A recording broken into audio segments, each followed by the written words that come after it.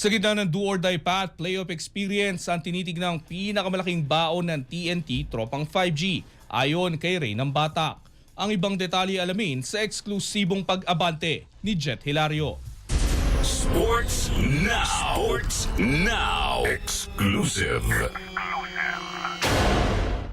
Playoff experience ang inaasahang magiging pinakamalaking sandigan ng TNT Tropang 5G sa kanilang quarterfinal showdown kontra top-seeded NLEX Road Warriors sa kabila ng 93-86 na pagkatalo laban sa Barangay Ginebra, San Miguel noong linggo sa SM Mall of Asia Arena.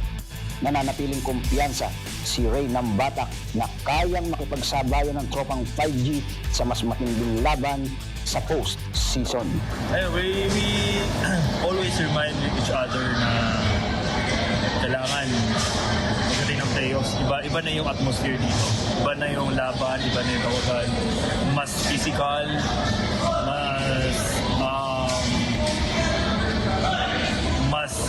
mas ano yung scouting report, mas mahirap. Ayon kay Nambatak, malaking bagay ang nakasanayang playoff environment ng TNT pagdating sa physical na laro, scouting adjustment at pressure situations. So yun nga, we're used to it naman.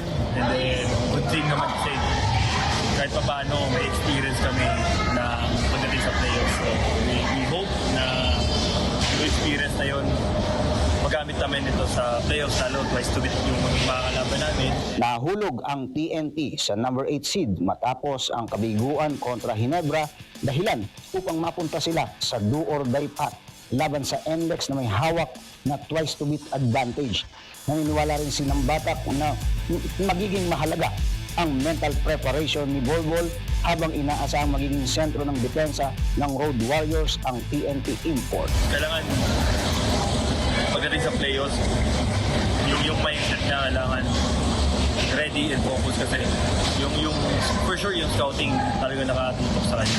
So kami naman, confident naman kami na aware naman si Bolbol. Muling nagpakitang gila si Bolbol matapos makapagtala ng 33 points, 10 rebounds at 5 blocks laban sa Ginebra, ngunit kulang ang naging suporta mula sa locals ng TNT.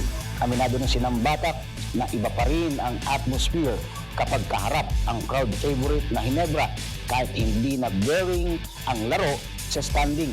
Magsasagupaan ang TNT at NLEX sa Miyerkules sa Ninoy Aquino Stadium kung saan kinakailangan manalo ng 2 beses ng Tropang 5G upang makaabante sa semi-finals. Ako si Jet Hilario, Abante.